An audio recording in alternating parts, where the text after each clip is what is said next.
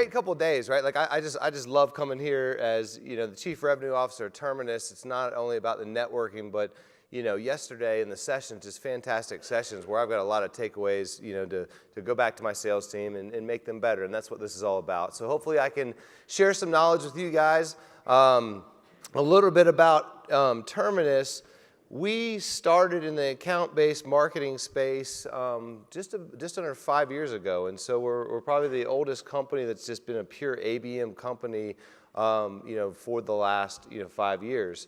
And the story today that I'm gonna take you through is a journey that I took our company through. I joined Terminus 2 years ago, and we're telling people how to do account-based marketing and sales, yet I walk in as CRO and we're not doing it, right? Like how many of your organizations aren't using your software or your strategy like you're telling your customers, right? Like we're all victim of that. And so my mission was, all right, well, we're gonna do this and we're gonna do it better than anyone else out there so that we can teach our customers how to get to value faster, right? And that's really the journey that I'm gonna take you guys through today. So I already mentioned CRO of Terminus. How many of you guys are doing account-based marketing and sales today, right? Great. Now, how many of those would like to be doing more? Oh, man, we got a small market here. No. I tell you, hopefully it's going to open your mind to different ways of thinking about going to market more effectively between sales and marketing, right? And I think when marketing automation, had its, at its heyday, the goal was alignment between sales and marketing. That worked for a while until basically less than 1% of leads turned to revenue. And everyone's like, we need to find a better way. And the better way is actually working side by side with your marketing counterparts, identifying a set of lists to go after, and programmatically going after those between sales and marketing.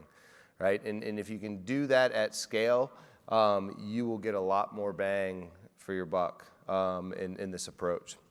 So within that, we've learned a lot. We've got over 600 customers using our platform, but there's a lot of challenges that they were faced with. Some of it was new, right? And so the metrics that they were being measured on, they were different. Some of it was just operating, the marketing ops team. It was hard because you're working between sales systems, marketing systems, data systems, a variety of systems, and it's just hard for that marketing, ops team. And the other piece was just sales teams really didn't know what to do, right? They weren't getting leads now, they were getting signals on account engagement, which was all new. And so out of all this, we said, all right, let's build a platform that makes this thing easy for people to understand, easy for people to, actually operationalize ABM. So we came up with a team framework, which it articulates the different components of our platform, but it simplifies the approach to account-based marketing. So the T for target, right? It's just let's align between sales and marketing, identify those accounts. Let's figure out how to engage those accounts. We started primarily in the ad tech space, but there's a lot of other ways in which to create engagement in that buying committee, those buyers that aren't going to fill out a form. The next piece is activation. And so once you've created a level of engagement through your marketing initiatives and your programs, how do you then activate sales and send them triggers to take action based on that level of engagement? And then finally, measuring, right? So a simple framework, we like the team approach because we really view it as sales and marketing as one team if you're going to be successful in an account-based program. So I'm not going to spend much time on this, but this breaks down actually what we're helping companies do in each of these, in these pillars. So everything from building their list to creating engagement, whether it's advertising, LinkedIn, or direct mail, and then the activation and the measurement component of it. So enough about, kind of our mindset and our framework. I want to get you into, the story here.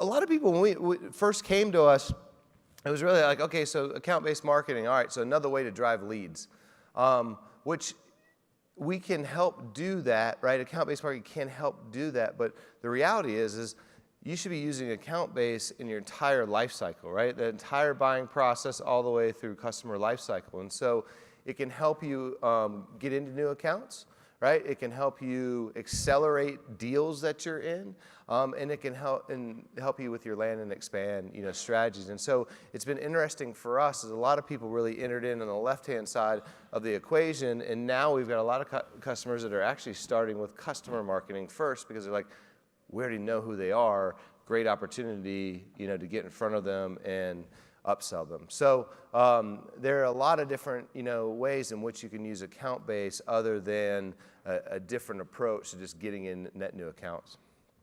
All right, so our story begins, and we live and breathe this, and it's this one team mentality. It's it's ingrained in our culture, and it really truly is about working together throughout this journey. And it's not easy. I'm not gonna sit up here and lie and say there aren't challenges, and I'll walk through some of those things. But it truly does take a unified team in order to do this successfully. So this is a mixed match of our marketing and sales team. I've got Steph, our marketing wizard, up here in the front, and she is super pleased with our new platform because it's saved her about 10 hours a week, and she's out of Excel, so it's a good thing. How many of you guys hear some of this stuff coming from your sales team? We need to convert better. We need to identify, target accounts. I'm tired of my reps wasting time on bad fit accounts. We've all had a lot of this feedback, from our reps over the last several years, and thinking around different ways in which we can get better as an organization, providing our salespeople better insight, and actually just having them work on the right fit accounts that are actually in market, right? And what's interesting is, through account base is what you're looking for are signals of your target market being in market at a given time, whether it's that 90-day, evaluation stage that, Chris was talking about yesterday, but, it's that opportunity to engage when the timing's right. And we have a lot of signals on that. The other thing is any SaaS company, it's how do you drive efficient and predictable growth? We were in a high volume, high growth stage. I mean, we grew 100% year over year the first couple of years, and we had an SDR team that had 1,000 accounts each, and they were just batching and blasting everybody, and it was hurting. It was kind of damaging our brand in some cases. It's you're an account-based, platform, yet your SDRs are just pounding us. And so we really needed to solve that. We needed to create a, more predictable model. And, as we teach our customers, it is a lot more predictable than some legacy strategies. So this whole lead-based to account-based, there's a different mindset your organization has to take. There's different metrics that you have to think about. But it really is going from, what I just think is a very unpredictable, unsustainable model and just dumping a bunch in the top of the funnel and hoping that, that right buyer squeezes out at the bottom. I think all of us, recognize that there's waste in that equation. And there's just some things that you need to, for us, it was thinking about things differently. It wasn't around volume, it was around quality. But the ultimate end goal was how do we grow better, faster, more efficiently, as a business. And as you'll see throughout the presentation, it really was the right approach for us. And I'm not up here to say that you need to stop doing lead-based strategies and shift to account-based. To me, it's a blend, right? There's some businesses where it's very transactional in nature and a lead-based model makes sense, and you can use account-based to accelerate opportunities within that. And there's some businesses where they know, here's the 50 accounts that we do business with, and account-based is basically the strategy that they should be using.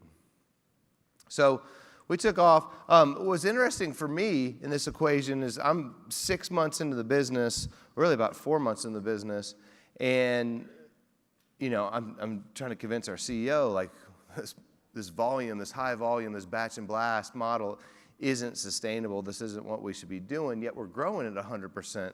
And so I had to convince our CEO that we needed to make a fundamental change in what we were doing.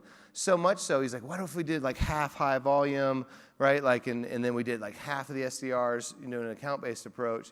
And I told him, I said flat out, you can fire me if this doesn't work. right? Like if we can't prove to the market that we can do this, like I'm out, right? Basically.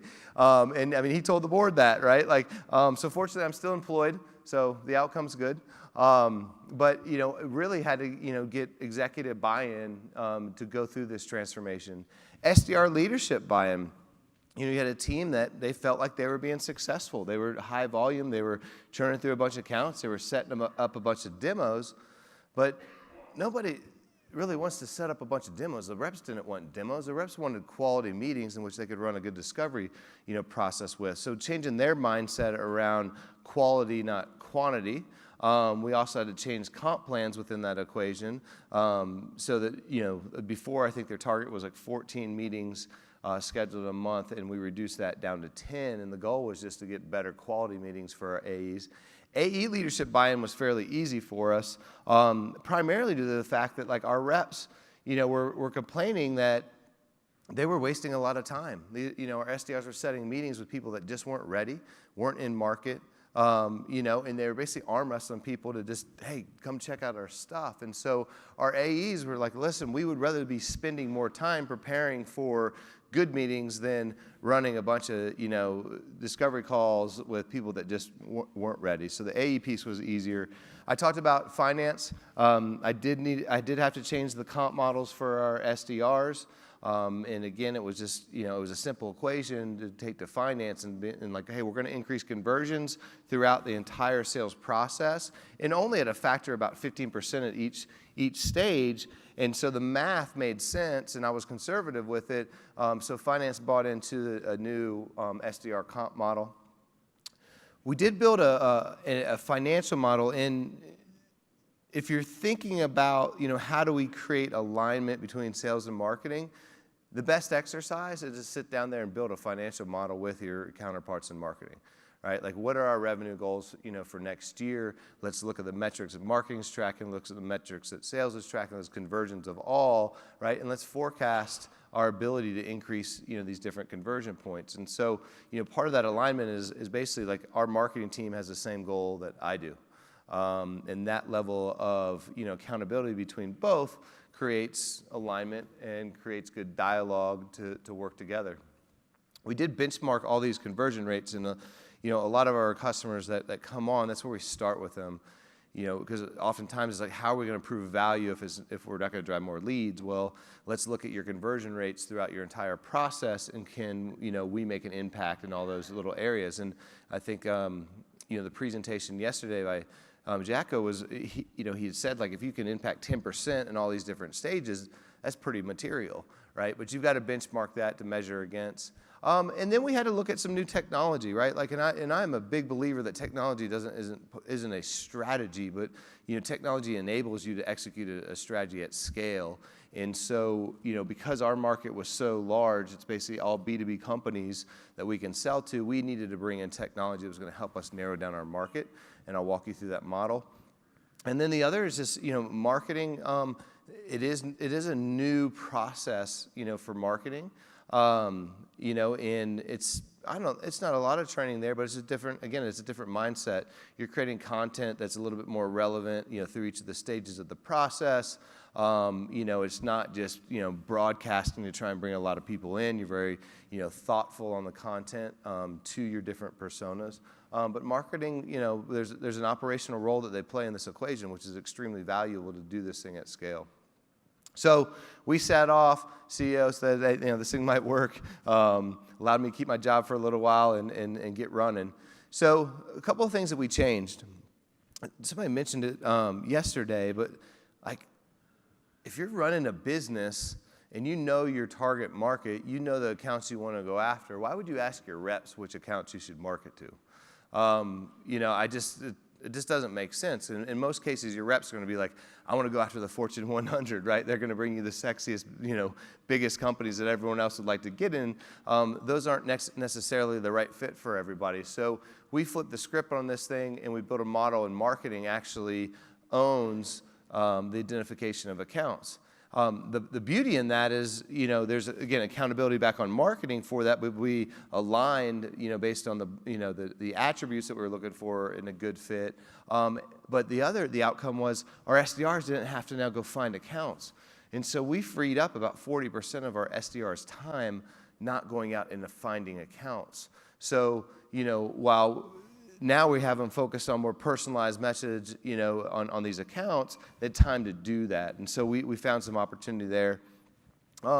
We only work at accounts with that fit our model. And so we've got a model in which we really classified as fit, intent, and engagement. And so the way that you look at it is like, what's my total addressable market, right? So that's kind of fit, right? Like, you identify your ICP in that. But like for us, that was 18,000 accounts. So how do we get that list down? We use Bombora, which is an intent provider, to say, okay, of our market we're going after, who's actually in market today? Who's out seeking for our technology or seeking our competitors' technology? And so that greatly reduced the number of accounts that we would actively be working. And you get this thing going on a flywheel, and more accounts show intent, and you drop them into your model. I told you about we reduced the number of SDRs or their actual accounts and quotas, and we focused on personalization. So I just walked through the fit, intent, and engagement model, but again, simple formula for those of you that have a large market to go after and maybe only 20 SDRs or 15 SDRs, I would really consider looking at some technology to narrow that thing down, and I think intent's a great signal for everyone to leverage to get closer to those that are actually in market. So here's our a little bit around our technology that we're using. And we don't have a heavy tech stack for a company our size, but like you look into account prioritization, we use a company called EverString, and they just help us do some modeling. Again, with the large market that we have, like we took our best fit customers, built models in an EverString that spit out, like 9,800 accounts that fit that model. And then we layered Bombora on that to get down to a manageable number of accounts for our SDRs to be working. Once we, identified those accounts, we built out our contacts within our system using LinkedIn and using EverString and a couple other providers. And then creating like tailored, personalized content. Video's been brought up several times this week, but like video is powerful. We had one SDR that she actually sent out over 3,000 videos via Vidyard and was one of the most successful, SDRs. And that's not for everybody, right? Like you get SDRs that just don't want to be on video, but if you're not leveraging that, it is a great opportunity to create engagement. We all hate email, but a video email with a little bit of personality goes a long way. And then we promoted to those accounts. And so we used our own platform. We ran ads to the personas. For us, it's sales and marketing professionals in these accounts. And so we ran ads via our platform. We ran ads through our platform to LinkedIn. And we create engagement. And that engagement then is fed into Salesforce and then triggers a cadence in SalesLoft for our SDRs. And so it's simple process. It's not too tech heavy, but it's about that identification, create engagement, give signals to reps or SDRs to take action on, measure that, rinse and repeat. So some of the things that are exciting about what we're doing is, I talked about marketing ops and the challenge that those professionals have right now doing account-based. They're sitting in CRM, they're sitting in marketing automation, right? They're probably in another analytics tool. And what we've done with our platform is bring all of this data into one centralized place so the marketer can look at all the marketing activities, all the sales activities, and try and prioritize the accounts in which they're going to do programmatic plays to. So this is a screenshot showing like here's accounts with no opportunities. Of those, here are the accounts that are actually showing engagement. And so we consider engagement kind of like the new form fill. And engagement means we're running ads to our target audience in XYZ company. And those target personas are actually coming back to our website. And we can see which pages that they're on. And so you can get an engagement score based on that. Say, okay, if they're on our pricing and packaging page, it's a pretty good signal. If they're on this product page, it's a pretty good signal. If they're on careers, not so much. And so you've got the engagement components to help you understand which of these are we really going to focus time and energy on. we've got the fit intent modeling over here that you pull in directly from CRM. And so within one platform, you can sit there and see marketing signals, sales signals, firmographic, demographic data on your accounts in a simplified view that then you can actually start to trigger plays out of the platform. So that's the part that the marketing ops and rev ops they're really excited about because it's really making it easier for them to execute. All of that data is then fed back into Salesforce. So at a rep level or an SDR level, what we were running into is we're doing a bunch of plays, but your SDRs are living in a sales loft or an outreach or their CRM system. And so the only way to make magic out of this is actually giving them the signals in the system that they're working in and operating on. So everything that out of our platform is fed straight into CRM, or it can trigger a cadence or a sequence in some of the tools that I mentioned earlier.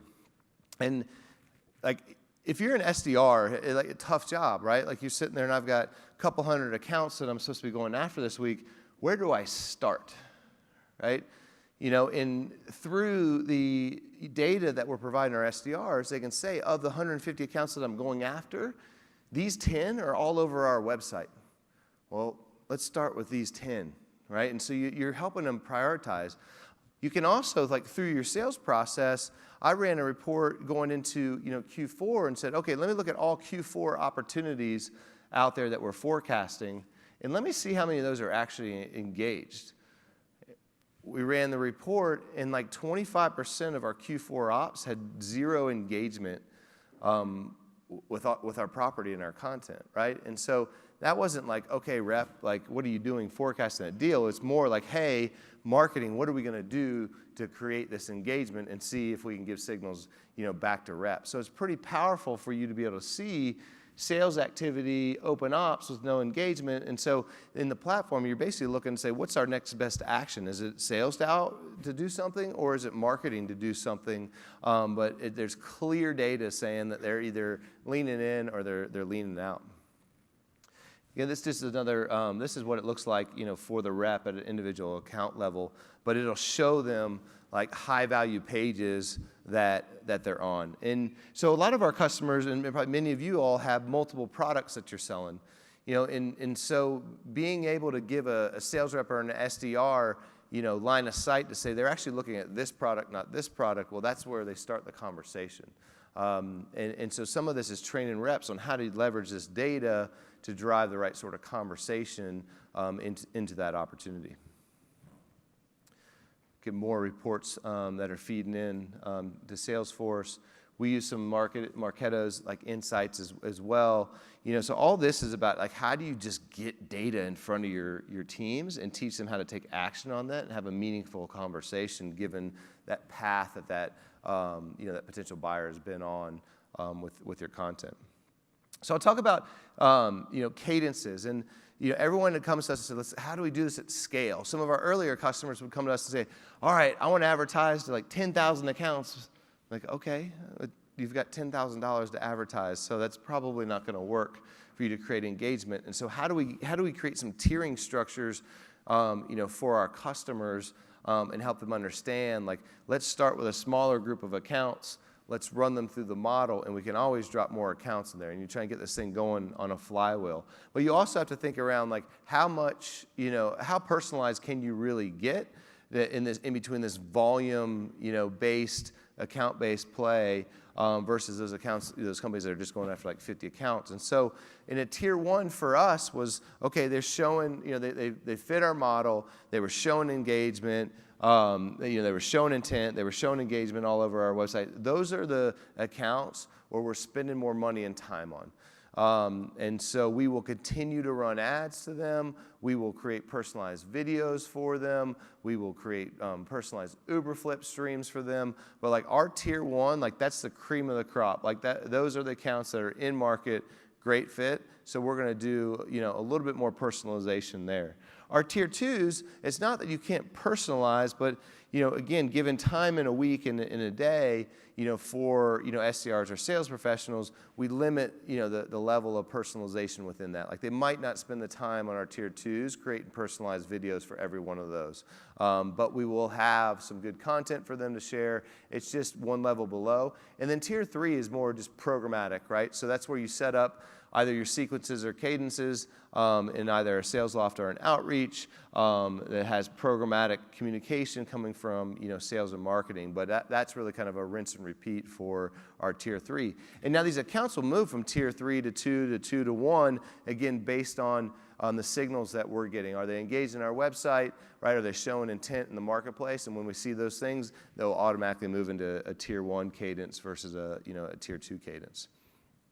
So process here, these accounts are assigned to SDRs based on the engagement on the high value pages. It'll trigger alerts to the SDRs, and then they run their personalized play.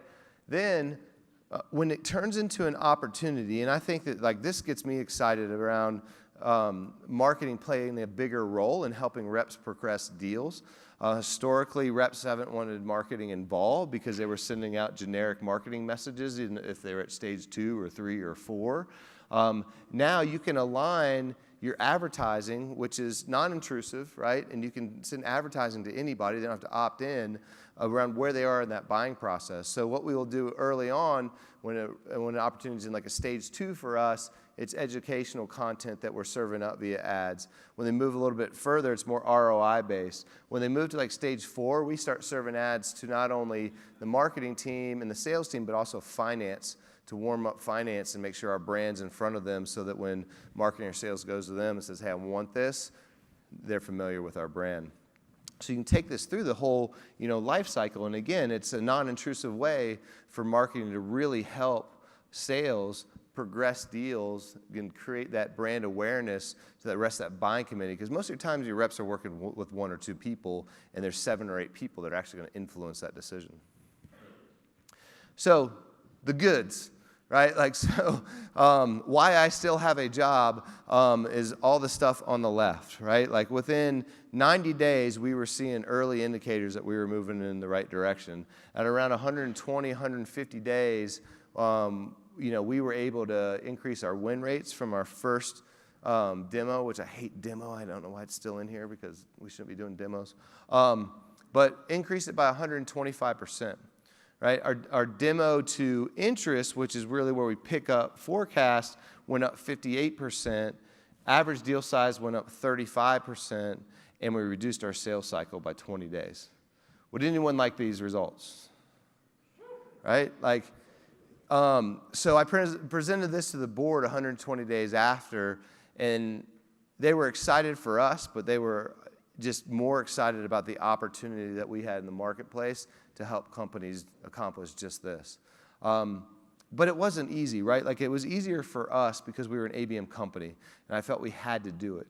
But we learned a lot throughout this process that now we were helping our customers actually avoid some of the pitfalls that we ran into, help them get to value faster because we went through this process, and we're continuing to evolve ourselves. A couple of qualitative things, accounts are better qualified early in the sales process.